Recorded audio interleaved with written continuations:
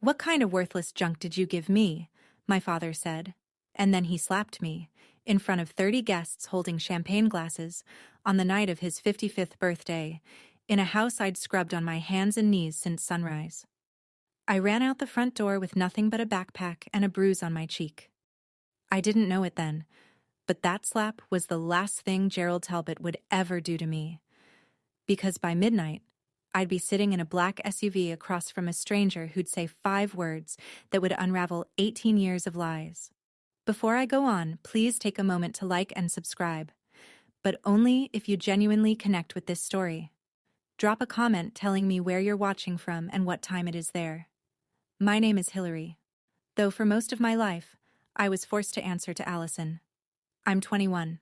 Now, let me take you back to that Saturday morning, the day Gerald Talbot turned 55, and the last day I spent under his roof. I set my alarm for 5 a.m. that morning, same as every Saturday. Except this Saturday came with a 2-page handwritten list Donna had left on the kitchen counter the night before. Sweep the patio. Arrange the folding chairs, 32 of them, one for each guest on Gerald's list. Press the tablecloth. Slice the lemons. Wash the Pottery Barn serving platters by hand because the dishwasher leaves spots. Their house sat on a quiet cul-de-sac in Henrico County, Virginia, a 4-bedroom colonial with a manicured lawn Gerald hired someone to mow, but told the neighbors I did. Inside, the dining table was solid oak, seats 12, polished weekly by me. On the counter, 2 cases of Napa Valley Cabernet and a 3-tier cake from a bakery that charged more for fondant than I earned in a week. My room was downstairs, not the finished basement, the storage closet next to the water heater. No window. A twin mattress Gerald had pulled from a curbside pile when I was 9. A wool blanket that smelled like damp cardboard no matter how many times I washed it. Megan's room was upstairs. Queen bed, flat screen, a vanity mirror ringed with those Hollywood bulbs. She was 23 and still lived at home. Still had her credit card linked to Gerald's account. Still hadn't learned how to boil an egg because that was what I was for. I'd spent 3 months saving for Gerald's gift. A leather wallet, real leather, from a department store downtown. $84, which doesn't sound like much unless you're earning $11 an hour scrubbing sheet pans at a restaurant called Rosie's off Route 1. I wrapped it in craft paper because I couldn't afford a gift bag.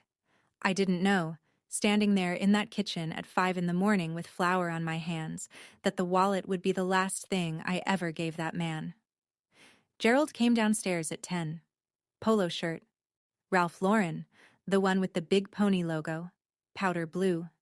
Khakis creased like knife edges, cologne so thick it reached me before he did.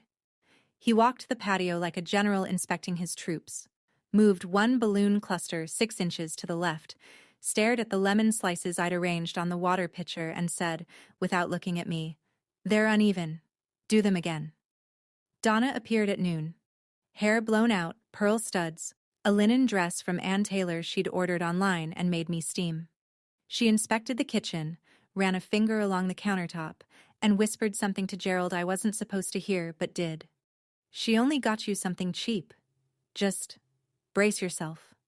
Megan showed up last, because of course she did. New dress, new highlights, new heels clicking across the floor I'd waxed at 6 a.m. She handed Gerald an Apple Watch, the Series 9, stainless steel, the one that retails for $700. She'd charged it to the supplementary credit card Gerald gave her for emergencies. Gerald opened it, beamed, and kissed her forehead. "This is my girl," he told the first guests walking through the door. He had his arm around Megan. "She always knows what her old man likes." He didn't look at me. He never did when other people were watching. I was the girl who carried trays, refilled glasses, wiped condensation rings off the coffee table before they could set. When one of the guests, a woman from Gerald's office, asked Donna, "Shouldn't Allison sit down and eat with us?" Donna smiled the way she always smiled, warm as a closed door, and said, "Oh, she likes to help. It's her way of showing gratitude. You know how it is with adopted ones." I kept carrying trays. It happened during the gift opening. Gerald sat at the head of the table like it was a throne. 30 guests arranged around him. Neighbors, church friends, a few co-workers from the insurance agency he managed, champagne flutes catching the patio string lights, Megan perched on the armrest of his chair, filming on her iPhone. Donna stood behind him, one hand on his shoulder, radiating the image of a woman who had everything figured out. I came forward with the craft paper package. I'd written on the front in my neatest handwriting, "Happy birthday." Allison. Gerald took it, weighed it in his hand. I remember thinking he might actually smile. He smiled sometimes, when no one could accuse him of going soft. But then he tore the paper, pulled out the wallet, flipped it open, flipped it closed, and held it up like evidence at trial. "What kind of worthless junk did you give me?" His voice cut through the chatter. Conversation stopped. Forks paused midair. Someone set down a glass too carefully. I started to explain. "I saved up for 3 months." 3 months? And this is all you got?" He stood. The chair scraped the flagstone. "Even the dog gets better treats." And then he hit me. Open palm, right across the left side of my face. The sound was sharp and flat, the kind that doesn't echo because it doesn't need to. My head snapped sideways. A champagne flute fell off the table and shattered on the patio floor, and for a second that was the only sound in the world. No one moved. Donna looked down at her plate. A man from Gerald's office studied his napkin. Megan bit her lip and kept filming. One person stood. Ruth Kessler, the next-door neighbor, 70 years old and 5 feet tall. "Gerald, that was uncalled for. Stay out of my family business." Ruth sat back down, but she didn't look away from me, and I have never forgotten that.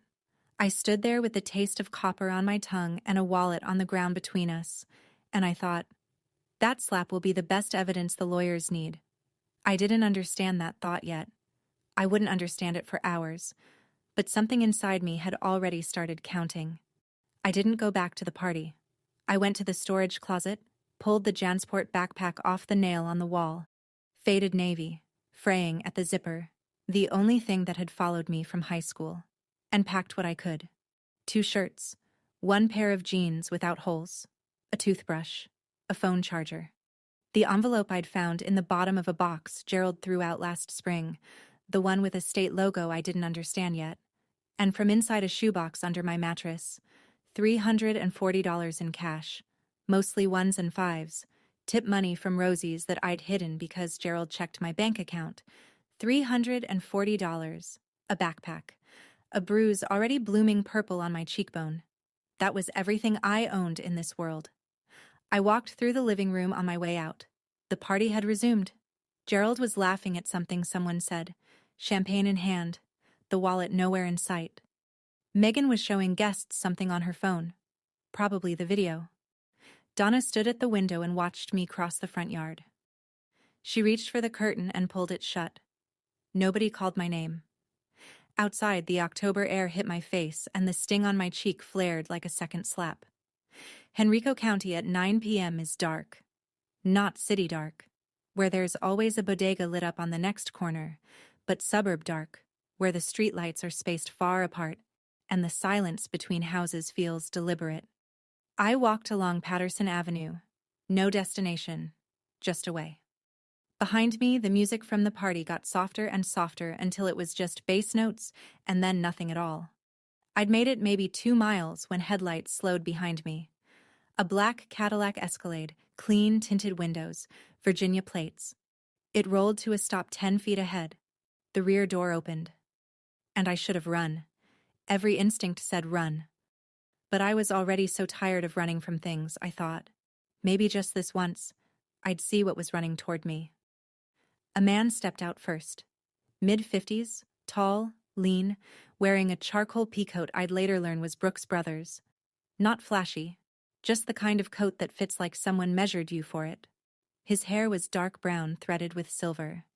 And his eyes, hazel green, wide set, catching the streetlight, were the exact same eyes I saw in my bathroom mirror every morning. Behind him, a woman. Shorter, red-haired, sharp-featured, carrying a leather portfolio like she'd just left a courtroom. She kept her distance, professional, watchful. The man's hands were trembling. I could see that even in the dark. I'm sorry to frighten you, he said. His voice cracked on the second word. My name is Richard Whitford, and I believe I am your biological father. I took a step back. My shoulders hit a mailbox post. That's not possible.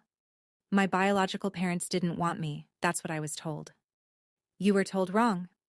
He reached into the inside pocket of his coat and pulled out a photograph. Small, creased at the corners, clearly handled 1,000 times. A woman holding a toddler. The woman had auburn hair and cheekbones like mine, and a smile that leaned slightly to the left. The toddler had hazel green eyes. Her name was Catherine, he said. She was your mother. She died in a car accident when you were 2, and I have spent every single day since then trying to find you.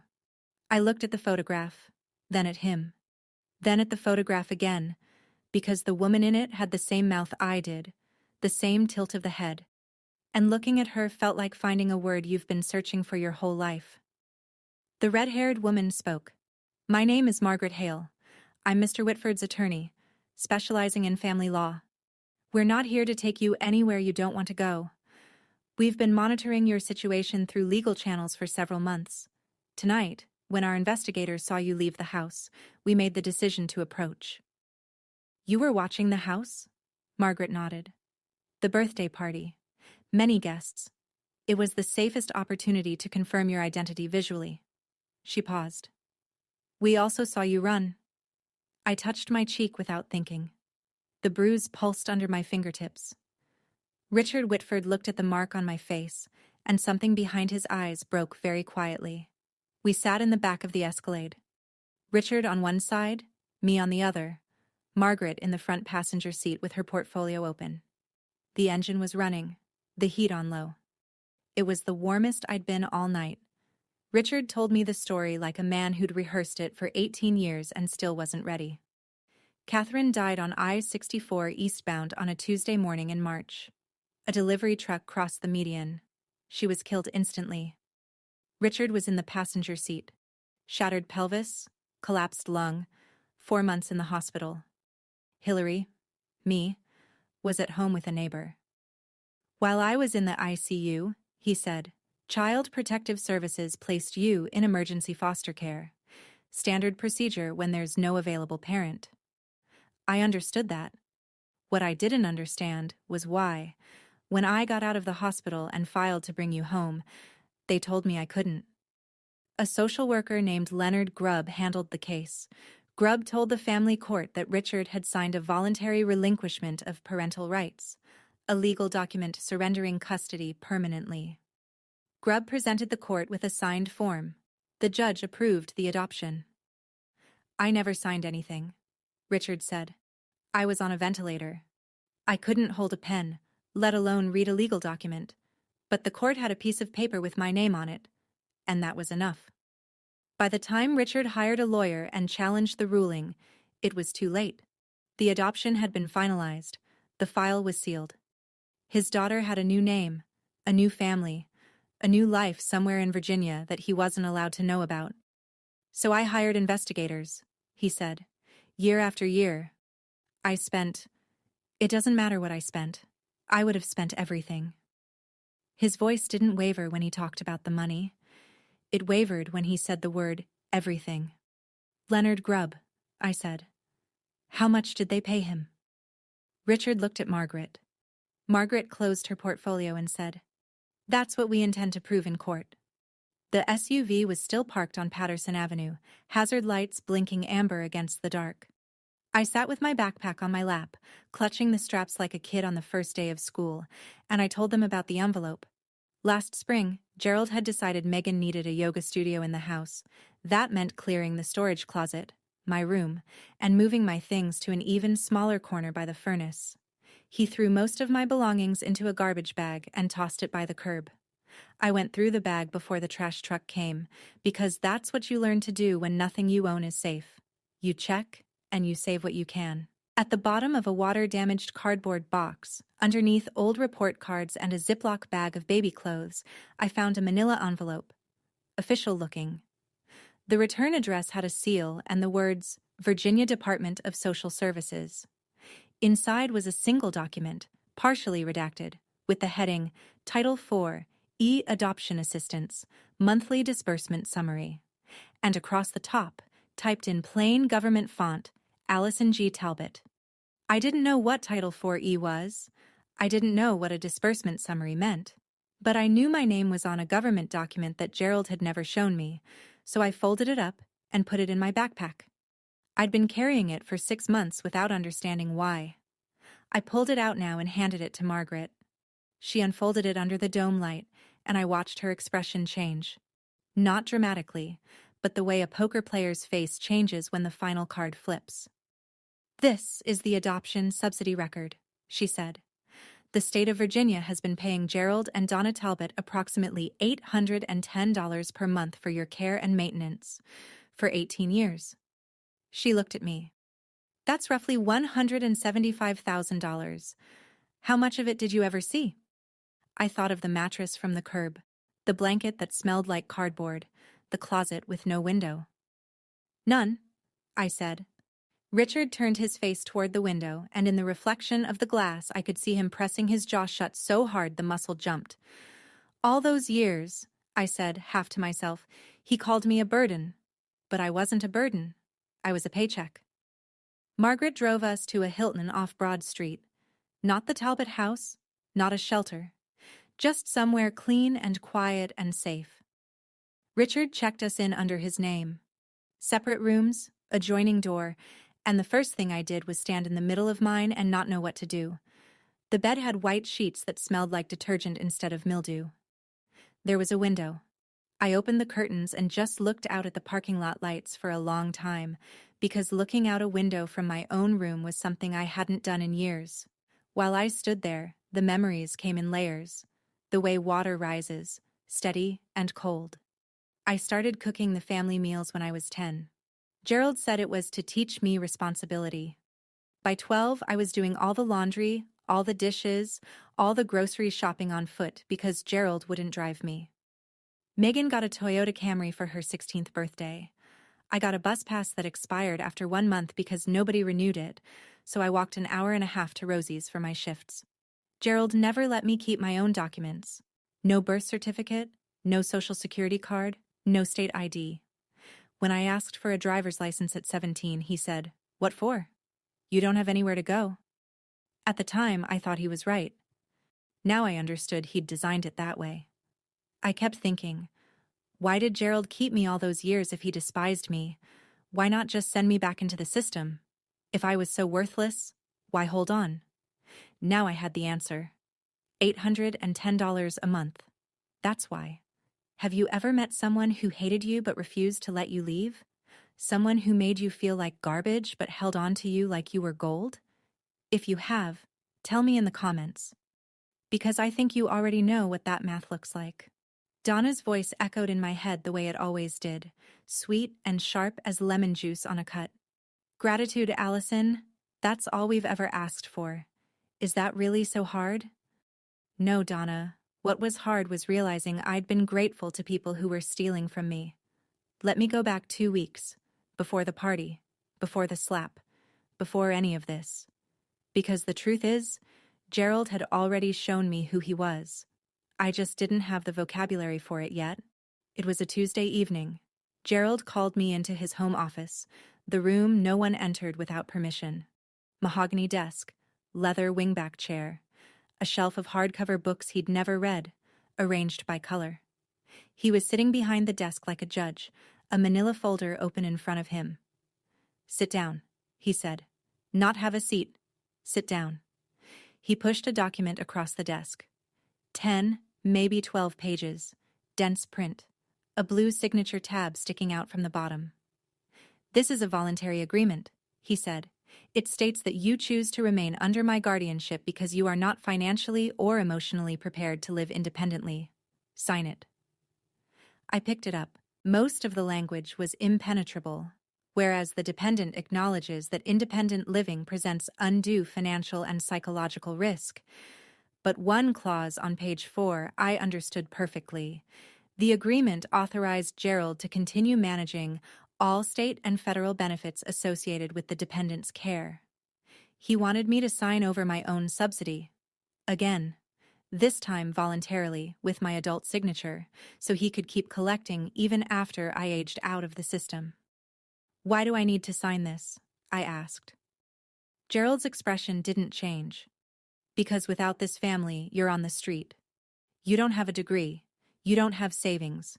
You don't even have an ID. So you're going to sign this, and you're going to sign it before my birthday. Consider it your gift to me." I didn't sign. I asked for more time. Gerald said nothing, just closed the folder and placed it back in the desk drawer. Slowly, the way you put a loaded gun in a safe. That's why he hit me at the party. It wasn't about the wallet. It was never about the wallet. It was because I'd told him no for the first time in 18 years and he couldn't stand it. Back at the Hilton, the morning after. I woke up at 5 a.m. out of habit, heart pounding, already running through the chore list in my head before I remembered. There was no list. There was just a hotel room with white sheets and a window full of gray October sky. A knock on the adjoining door. Richard, already dressed, holding 2 cups of coffee from the lobby. He set one on the desk and sat in the chair across the room. Not close, not far, just present. Like he was afraid that if he moved too fast, I'd disappear again. Margaret arrived at 8 with a garment bag. Inside, a pair of new jeans and a cream-colored cashmere sweater, still tagged. "Something clean to wear?" she said, practical as always. I took them into the bathroom and put them on and looked at myself in the mirror for a long time. It was the first time in my life I was wearing something that no one else had worn first. When I came out, Richard's eyes went red at the edges, but he didn't cry. He just nodded and said, "Catherine had that same look, like she was deciding whether to trust the mirror." I sat on the edge of the bed and said what I'd been thinking all night. I need proof. Not the photo, not the story. I need a DNA test. If you're who you say you are, the science will back it up. And if you're not, I need to know that too. Richard didn't flinch. "Of course. Margaret's already located an AABB-accredited lab in Richmond. We can go today." No hesitation, no offense, no guilt trip. Just of course. I'd spent 21 years in a house where asking a question was treated as a personal attack. And here was a man who answered like questions were the most natural thing in the world. "I've spent my whole life doing what I was told," I said. "If I'm going to trust you, it'll be because I chose to, not because I had nowhere else to go." Richard set down his coffee. "That's exactly how it should be." The lab was a low brick building off Carey Street, clean, clinical, fluorescent. A technician in scrubs swabbed the inside of my cheek, then Richard's, labeled the vials, and told us results would take 3 to 5 business days. 5 days. I'd waited 21 years to know who I was. 5 more felt like holding my breath underwater. While we waited, Richard brought things to the hotel. Not gifts, not the way Gerald gave gifts, as transactions with strings attached, but pieces. An album of photographs. Catherine pregnant, laughing on a porch swing, one hand on her belly. Catherine holding a newborn with a pink hat. Richard and Catherine and the baby in front of a brick bungalow in Richmond's fan district with a red door. The baby had hazel green eyes, even then. "That's the house you came home to," Richard said. "I still own it. I couldn't bring myself to sell it." I studied each photograph like it was a document I needed to memorize for a test. My mother's face, her hands, the way she stood, slightly tilted, weight on her left foot, the same way I stand when I'm not thinking about it. "She's beautiful," I said. "You look exactly like her," he said, "especially the eyes." On the 5th day, Margaret called. I was sitting on the hotel bed with the album open to a photo of Catherine blowing out birthday candles when my phone rang. 99.998% probability of paternity, Margaret said. "It's confirmed. Richard Whitford is your biological father." I didn't say anything for a while. I just held the phone and looked at the photograph and felt something crack open in my chest. Not break, not shatter, but open, the way a door opens when someone finally turns the handle from the other side. 99.998%. a number. But for me, it was the first proof in 21 years that I wasn't an accident nobody wanted. Margaret's voice came back on the line, steady and precise. Now, we have enough. The next step is family court. Here's what I learned later. From the court filings, from Ruth Kessler's testimony, from the texts Donna would eventually hand over to Margaret. The morning after the party, Gerald called the Henrico County Police and reported me missing. Not because he was worried, because he was calculating. The officer who responded ran my information and told Gerald what he didn't want to hear. I was 21, a legal adult. If I'd left voluntarily, there was no missing persons case to open. She didn't leave voluntarily, Gerald told the officer. She's mentally unfit. She can barely function without supervision. The officer asked if Gerald had any documentation of that. A diagnosis, a guardianship order, anything legal. Gerald didn't, because I wasn't mentally unfit. I was just controlled. That night, according to Donna's texts, the ones she'd later surrender as evidence, Gerald paced the living room for 3 hours. Donna sat on the couch and typed what he dictated. Gerald, if that girl talks to anyone, CPS, a lawyer, anyone, we're done. Find the adoption file. All of it. The originals. Donna, you said she doesn't know anything. Gerald, she doesn't. But if someone shows her where to look. He knew. He'd always known. The forged signature, the bribed caseworker, the subsidy he'd been collecting for 18 years on a child he treated like hired help. Gerald carried all of it in his head the way some men carry debt. Constantly aware, constantly managing, never once considering that the whole structure might collapse. Gerald wasn't afraid of losing me. He was afraid of what I'd find out once I was free. He didn't know that the man he should have been afraid of, the man who'd spent 18 years and a private investigator's retainer trying to find his daughter, was sitting in a Hilton 20 minutes away, assembling a file 3 inches thick. Margaret spread the documents across the hotel desk like a surgeon laying out instruments. This was the second time I saw the evidence. But this time, it had teeth. Look at this, she said, sliding a photocopied form toward me. It was the voluntary relinquishment of parental rights, dated October 2005. At the bottom, a signature, Richard A. Whitford. Neat, deliberate, slightly forward-leaning. Then she placed a second sheet beside it, a certified report from a forensic document examiner, Dr. Elaine Marsh, who had compared the signature on the relinquishment form to 12 known exemplars of Richard's handwriting. Tax returns, mortgage applications, business contracts spanning 20 years. The pen pressure is inconsistent, Margaret said, pointing. The letter formation in the surname doesn't match any of the exemplars. Dr. Marsh's conclusion, and I'm quoting, is that the signature was produced by a hand other than that of Richard A. Whitford, with a high degree of certainty. She let that settle. Then she pulled a third document from the file, a bank record. A personal checking account belonging to Leonard Grubb, the social worker who had handled my case. On October 14th, 2005, 6 days before the adoption was finalized, a deposit of $5,000 appeared.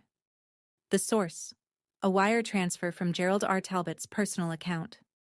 Not through the church, Margaret said. Not through a charity.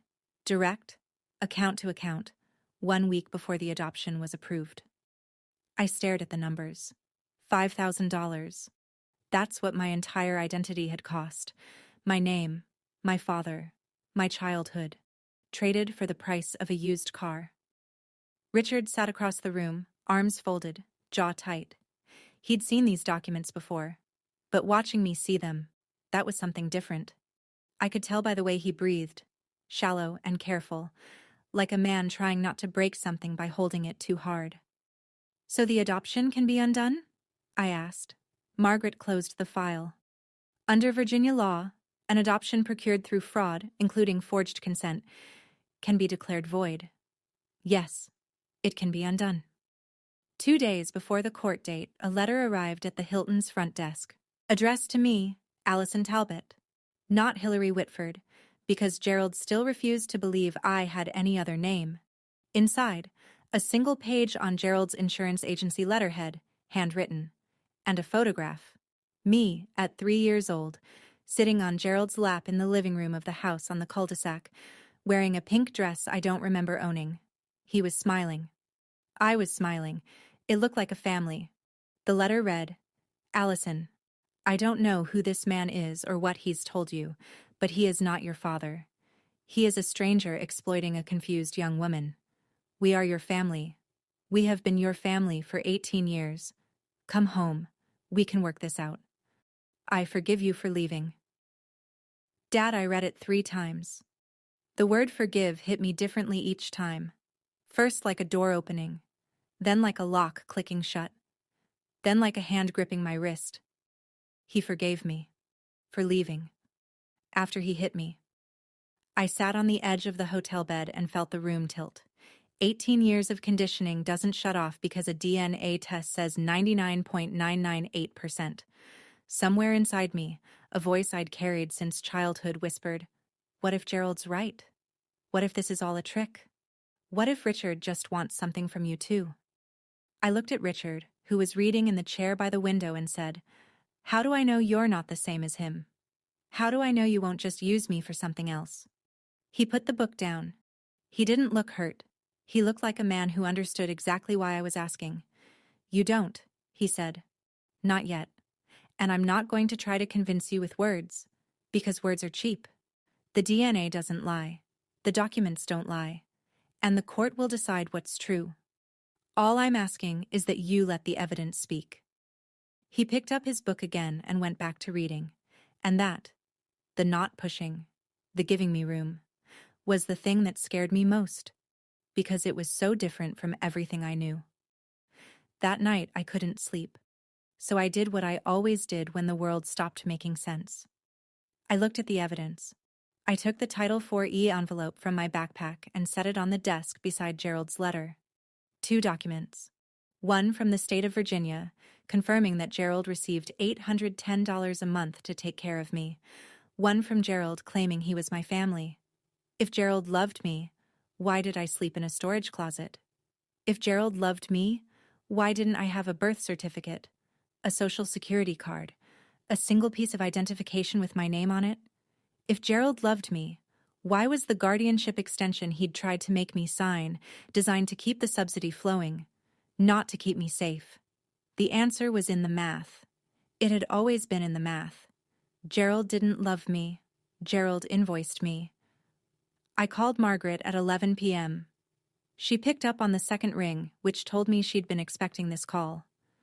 I'm going to court, I said. Not because I trust Richard, not fully, not yet, but because I deserve to know the truth. I've earned that. That's all we need, she said. The next afternoon, Derek Simmons came to the hotel. Mid-40s, square-jawed, serious. A social worker with the Virginia Department of Social Services, assigned to review Richard's petition. He asked me about my living conditions growing up. I told him about the closet, the chores, the missing documents, the isolation. He wrote everything down in a small notebook, and when I finished, he didn't say I'm sorry, or that must have been hard. He said, what you're describing, if it's corroborated by the records, constitutes neglect, and the financial component constitutes exploitation of adoption assistance funds. Then he looked at me and added more quietly, this isn't just about your adoption being fraudulent, Ms. Whitford. This is about a system that was supposed to protect you and didn't. I'm not choosing Richard over Gerald, I told myself as Derek left. I'm choosing the truth over the lie I've been living. I didn't witness this part directly. It came out later, piece by piece, through Donna's testimony and the texts she turned over. But I'll tell it the way it happened, because you need to understand who Gerald thought he was walking into that courtroom to face. The night before the hearing, Gerald sat at the dining room table, the same oak table I'd polished every week for 18 years, and rehearsed his testimony with his lawyer. Not Margaret's caliber of lawyer, a general practitioner from a strip mall office who charged by the half hour and had never handled an adoption fraud case in his life. I have all the paperwork, Gerald said. Signed, sealed, stamped by the court. I've been a member of First Baptist for 22 years. I coach Little League. Everyone in this community knows who I am. Donna, sitting across from him, ventured a question. What about the subsidy envelope? What if they ask about the money? Gerald didn't look up. Nobody audits that. We're fine. Megan wandered through on her way to the kitchen and asked, her voice bored, incurious, the voice of someone whose biggest problem was a slow Wi-Fi connection. If Allison doesn't come back, can I turn her room into a walk-in closet? Gerald didn't answer her either. He was already drafting his opening statement in his head, the one where he'd stand before a judge and explain what a generous, God-fearing man he was for taking in a child nobody else wanted. He didn't know that the judge would be looking at a 3-inch file of forged signatures, bribery records, and a forensic examiner's report. He didn't know that the girl he'd raised to be silent had finally found her voice. He didn't know that the man sitting across the aisle would be the father whose name someone had forged 18 years ago. Gerald walked into that courtroom like a man who had never lost. He was about to learn what losing looked like. The morning of the hearing, Margaret turned the hotel conference room into a war room. She'd reserved a table for 6 and covered it with 5 stacks of documents, each flagged with colored tabs. I sat at one end with a cup of coffee going cold in my hands, and she walked me through the case the way a general walks through a battle plan. Calm, precise, leaving nothing to chance. Stack 1, she said, tapping the first pile. DNA results. AABB accredited lab, chain of custody documented, 99.998% probability. Irrefutable. Stack 2. The forensic handwriting analysis from Dr. Elaine Marsh. The signature on the relinquishment form is not Richard's. Her report is 46 pages, but the conclusion is 1 sentence. Stack 3. Financial records obtained through our petition to the Virginia Department of Social Services. Gerald and Donna Talbot received $810 per month in Title IV e-adoption assistance for approximately 216 months. Total, $174,960. Derek Simmons's assessment confirms the funds were not used for your welfare. Stack 4. Derek's full report. Child neglect findings. No medical records after age 14. No personal identification documents in your possession. Living conditions inconsistent with the purpose of adoption assistance. Stack 5. She paused. A sworn declaration from Ruth Kessler, your former neighbor. She's agreed to testify that she witnessed ongoing patterns of unequal treatment and that she personally observed Gerald strike you at the birthday party. Ruth, 70 years old, 5 feet tall, the only person in that backyard who'd stood up. I hadn't spoken to her since that night, but she'd spoken to Margaret, and she hadn't hesitated. Do I have to say anything in court? I asked. Margaret looked at me. Only if you want to. The paperwork speaks for itself. Richard, sitting at the far end of the table, hadn't said a word through the entire briefing. Now he spoke, just once. Whatever happens in there, you already won. You're free. I looked at the 5 stacks on the table. A lifetime of lies, dismantled into tabbed folders, and I thought, no, I haven't won yet. But I'm about to. Richard took me to Banana Republic that afternoon. Not because the clothes mattered, but because, he said, you should walk into that room looking exactly like who you are, someone who deserves to be heard. I tried on a navy blazer, a white silk blouse, charcoal slacks, stood in front of the fitting room mirror and stared at the person looking back. She had straight shoulders and clear eyes and looked like someone who might sit at a conference table, not carry trays to one. Your mother used to do that, Richard said when I came out. He was leaning against the wall outside the fitting rooms, hands in his coat pockets. Stand in front of the mirror for a long time, then she'd smile at herself. Just a little, like she'd settled something. I hadn't smiled, but I understood what he meant. Something was settling.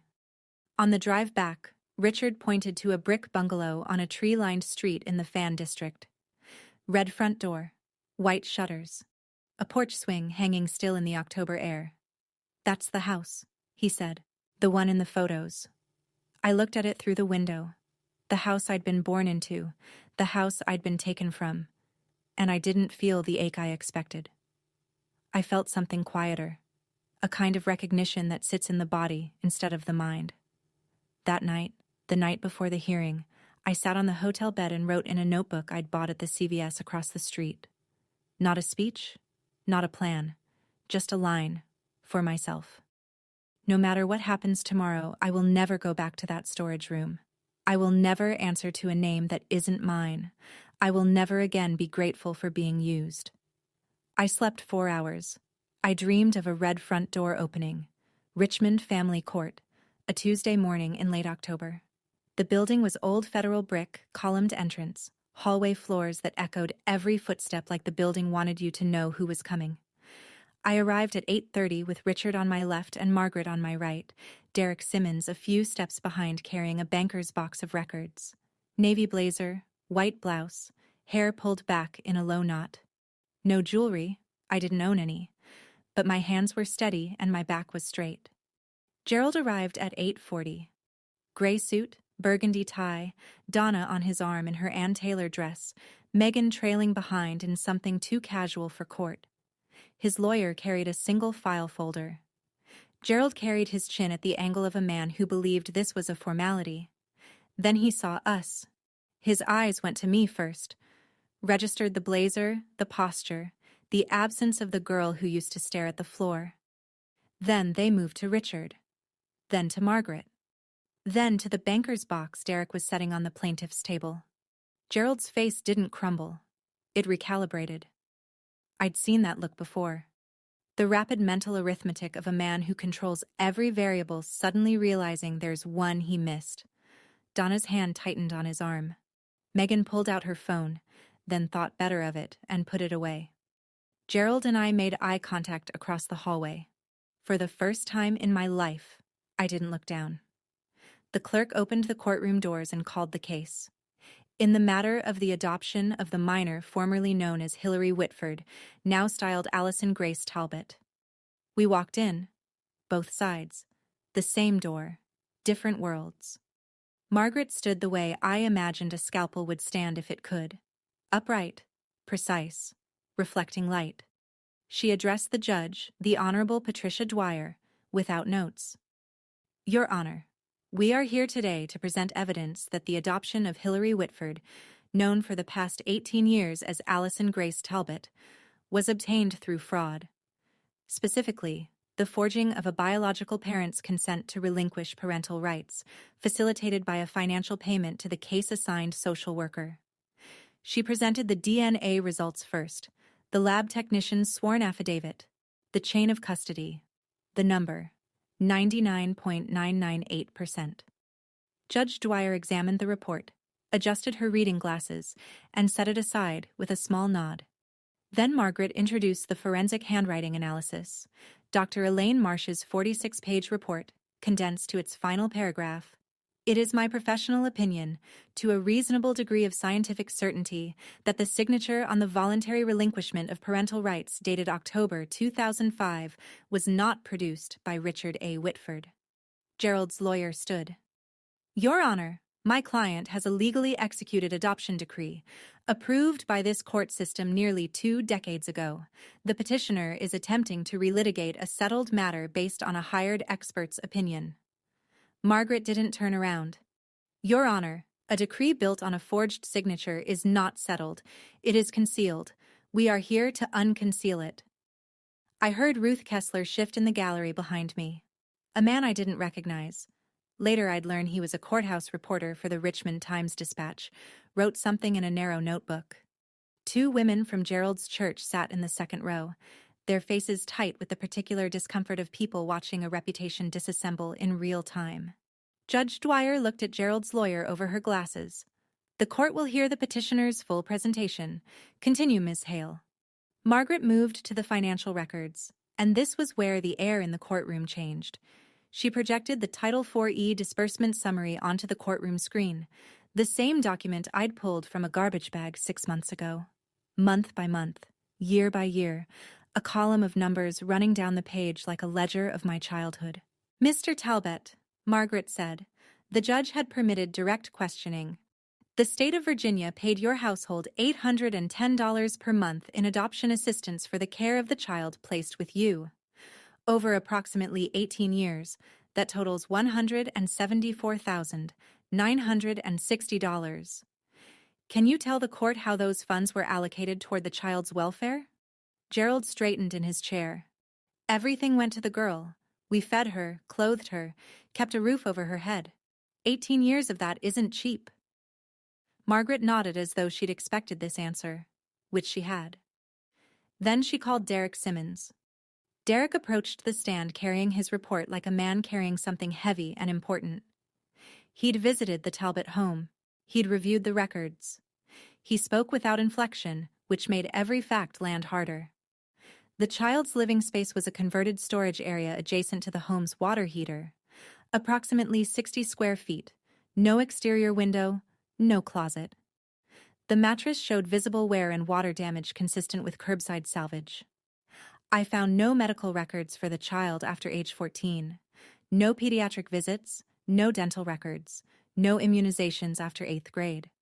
The child had no state-issued identification, no social security card in her possession, and no documented access to her own adoption file. He looked at the judge. In my professional assessment, Your Honor, the living conditions described and observed are consistent with child neglect, not with the intended purpose of adoption assistance funds. Donna started crying. Softly at first, then louder. The performed kind of crying that draws eyes. Gerald squeezed her hand and set his jaw, projecting the image of a husband protecting a fragile wife from unfair accusations. But Ruth Kessler was next. She took the stand in a navy cardigan and sensible flats, and she didn't perform anything. I've lived next to that family for 12 years, Ruth said. I watched that girl mow their lawn, wash their cars, hang laundry in the backyard while the other daughter, the biological one, sunbathed on a lounge chair. I never once saw Allison, Hillary, sit at their dinner table when guests were present. And on the night of Mr. Talbot's birthday, I watched him strike her across the face in front of 30 people because she gave him a gift he thought was beneath him. The courtroom was quiet in the way a room is quiet when everyone in it is recalculating what they thought they knew. Margaret waited for Ruth to step down, then turned back to Gerald. Mr. Talbot, do you know a man named Leonard Grubb? Gerald didn't blink. No. Margaret produced a photograph, printed on glossy stock, date stamped in the corner. 2 men standing at a folding table at an outdoor event. One was Gerald, 10 years younger. Polo shirt, paper plate in hand. The other was a thin man with glasses and a Virginia DSS lanyard around his neck. This was taken at the First Baptist Church community picnic in June 2004, Margaret said. 1 year before the adoption was finalized.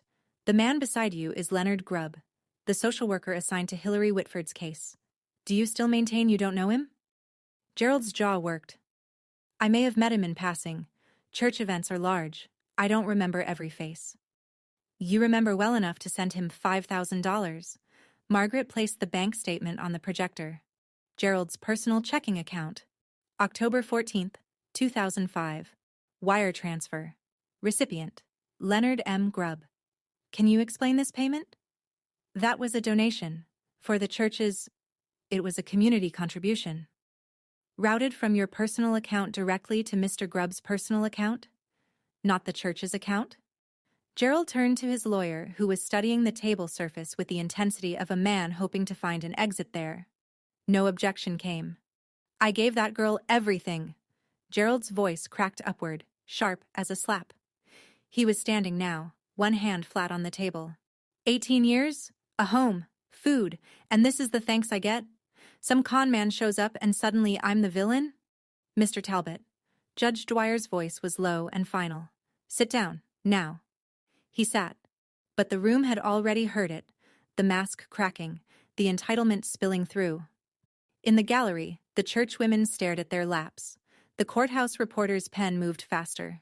Margaret turned to the judge with the composure of someone who had just watched her opponent do her job for her. Your Honor, we'd like the court to note Mr. Talbot's characterization of his parental role as something he gave and expects repayment for. That is not parenting. That is a transaction. Margaret looked at me. I'd told her the night before, I want to speak. Not because the case needed it. The documents were enough. But because I'd been silent for 21 years and some things need to be said by the person who lived them. Your Honor, the petitioner's daughter would like to address the court if permitted. Judge Dwyer nodded. You may proceed. I stood. Navy blazer, white blouse, hands at my sides. I looked at the judge, not at Gerald, because this wasn't for him. Your Honor, I'm not here for revenge. The word sat in the air for a moment, and I let it. I'm here because for 21 years I didn't know who I was. I didn't know my own name. I didn't know my mother's face. I didn't know that someone was looking for me, or that the papers that put me in that house were built on a forged signature. I paused, breathed. Mr. Talbot said he gave me everything. Here's what everything looked like. A storage closet with no window. A mattress from someone's curb. No doctor visits after age 14. No identification. No birth certificate. I didn't know my own social security number until 2 weeks ago. I worked in that house from the time I was 8 years old, cooking, cleaning, doing laundry, and I was told every day that I should be grateful for it, that without them, I was nothing. My voice didn't break. I'd decided it wouldn't. He slapped me at his birthday party because I gave him a wallet I'd saved 3 months to buy. But the truth is, he slapped me because I wouldn't sign a paper giving him continued control over my life. That's what I was to him. Not a daughter. A line item. I looked at the judge. I'm not asking this court to punish Gerald Talbot. I'm asking this court to tell the truth. Because I deserve at least that. Every child in the system deserves that. I sat down. The room was silent. Ruth Kessler was crying, quietly. The real kind. The courthouse reporter had stopped writing and was just looking at me. Richard sat perfectly still with his hands folded on the table, but I could see the knuckles white. When I stood in that courtroom, I remember thinking, why did it take me 21 years to say something this simple? Have you ever held something inside for so long that when you finally say it out loud, you're amazed it was only a few sentences? That all that weight could fit into so few words? If you know what that feels like, tell me in the comments, because I think that's the kind of thing you can't explain to someone who hasn't carried it. What happened next, no one expected. Least of all, Gerald. Donna stood up, not from the witness stand. She hadn't been called.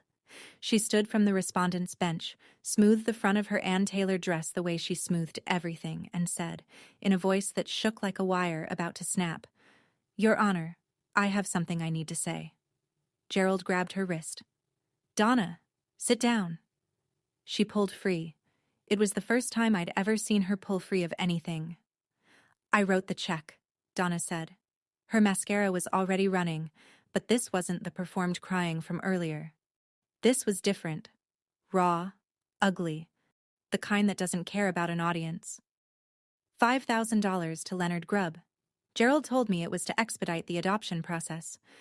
I wrote the check from our joint account, and I knew what it meant. Gerald's lawyer put his head in his hands. Gerald went red from the collar up, a deep mottled crimson I'd never seen on him before. She's lying, Gerald said. She's confused. She's trying to protect herself. I am trying to protect myself. Donna's voice broke high and desperate. Because I've been protecting you for 18 years, and I can't do it anymore. I watched you hit that girl. I watched you work her like a mule.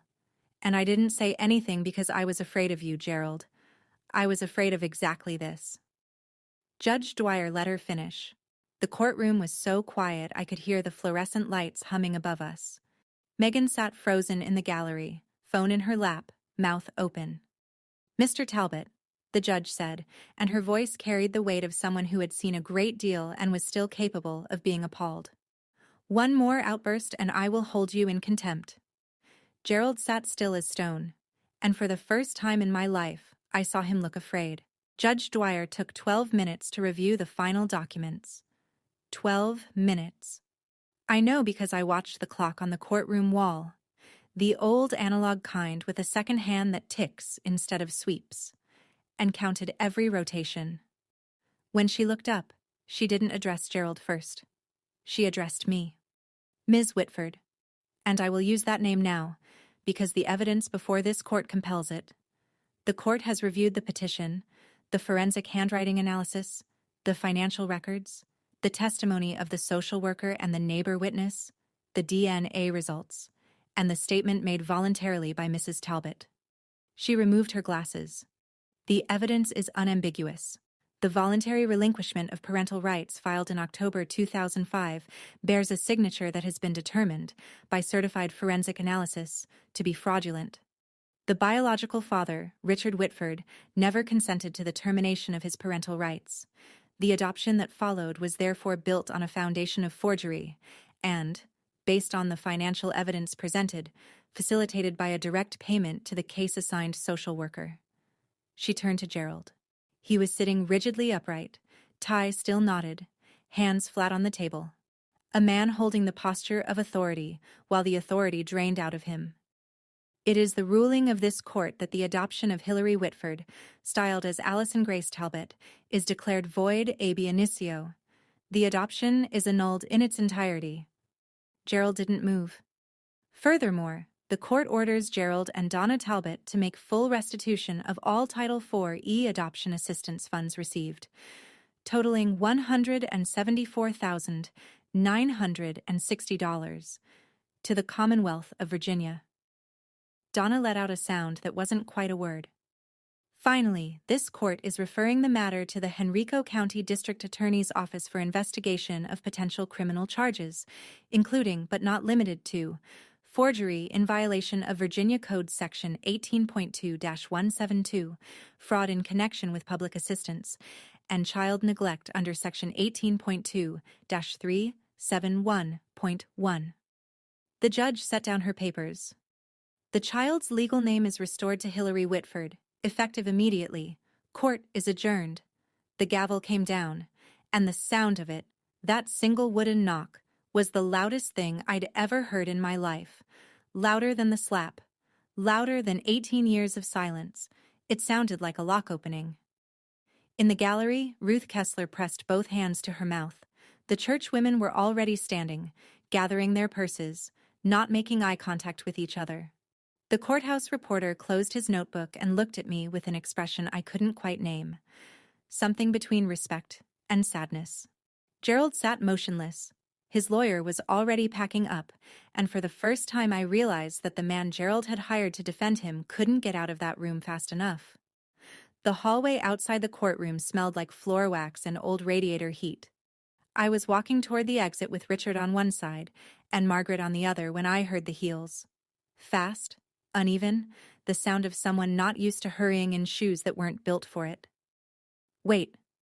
Megan. Her makeup was ruined. Mascara tracked down both cheeks. Foundation patchy where she'd wiped at it.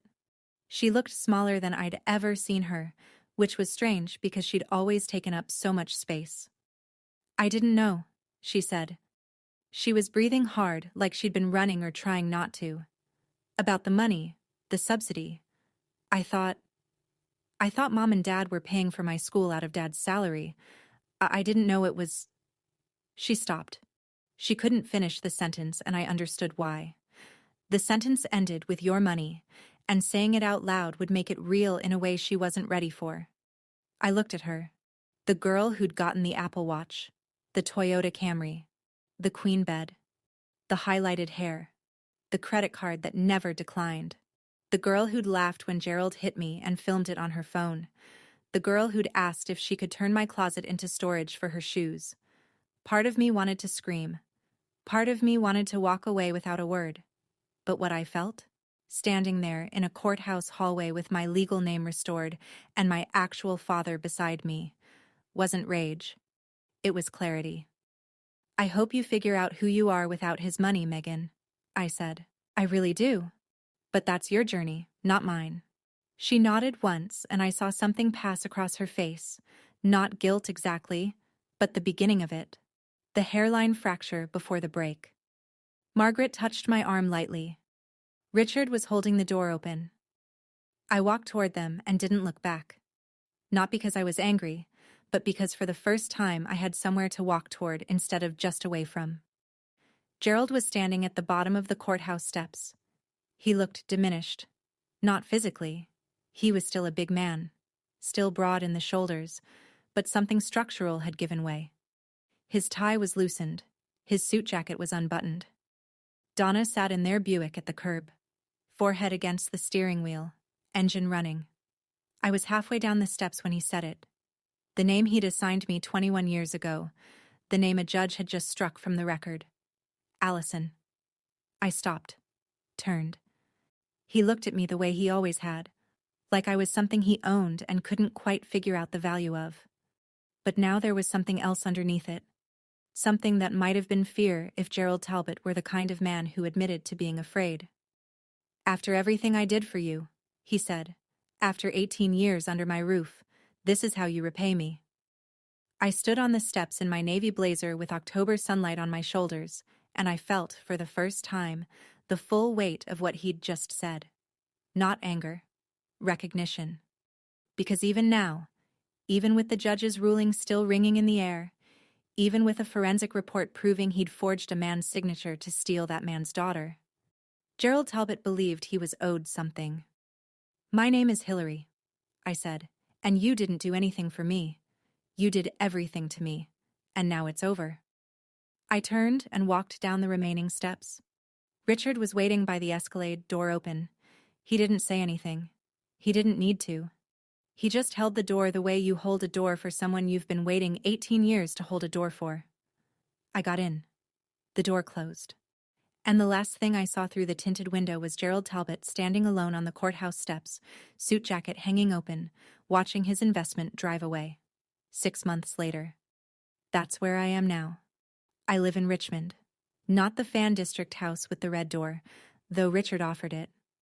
I have an apartment off Gray Street, a studio with tall windows that let in so much morning light, I sometimes just stand there for a minute before starting my day. The windows were the first thing I looked for when I went apartment hunting. I spent 18 years in a room without one. Now I need to see the sky when I wake up. I'm studying for my GED. I'm also enrolled in the culinary program at Reynolds Community College, which is ironic, I know.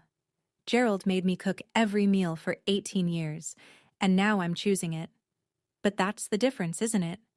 Between something done to you and something you decide to do. The ingredients are the same. The meaning is completely different. Richard and I have dinner every Sunday at the bungalow. He's not a great cook. His specialty is overcooked salmon and slightly burned garlic bread. But he makes it himself, and he sets the table for two, and he asks me about my week, and listens to the answer. We're not perfect. There are awkward silences.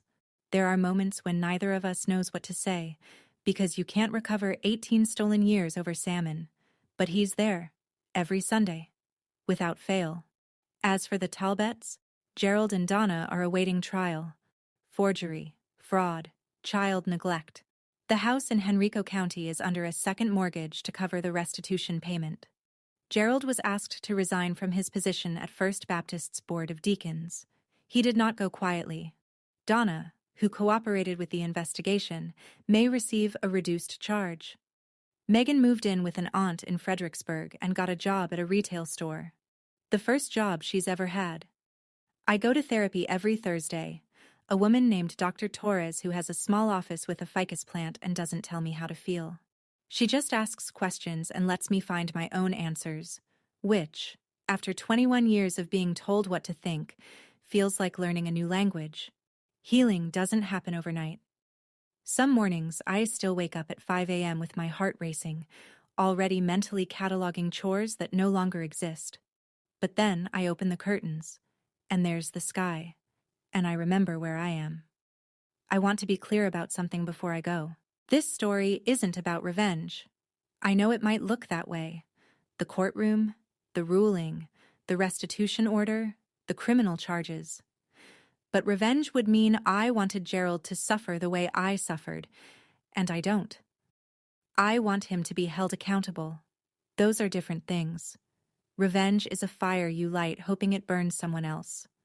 Accountability is just turning on the lights so everyone can see what was already there. If you're in a family where you're tolerated instead of loved, where your presence is endured, not valued, where you've been taught that gratitude means silence and obedience means survival. I want you to hear this. You are not the problem. You were never the problem. The people who made you feel like a burden were carrying their own debts, and they put the weight on you because you were small enough to accept it. You deserve to know your own name. Family isn't paperwork. It isn't a court decree or an adoption file or a signature, forged or otherwise.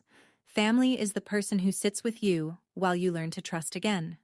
The person who says of course when you ask for proof instead of faith. The person who holds the door and doesn't ask you to be grateful for it. Last Sunday, Richard and I sat on the porch of the bungalow on the Fan District Street, the one with the red door. He was drinking coffee. I was reading. Neither of us was talking, and it was the most comfortable silence I've ever known. At one point, he looked over and said, "I'm glad you're here." And I said, "Me too." My name is Hillary Whitford, and for the first time in my life, I know exactly who I am. Thank you for staying until the end. If this story made you feel something, anger, relief, recognition, or just the quiet understanding that you've been in a room like that too, write it in the comments. I read everyone. And if you want to hear what happened to a woman whose in-laws threw her out of the house on Christmas Eve, that story's in the description below. Click it. I promise you won't regret it. Until next time, take care of yourselves. And if someone's still telling you that you should be grateful for being mistreated, you have permission to stop listening.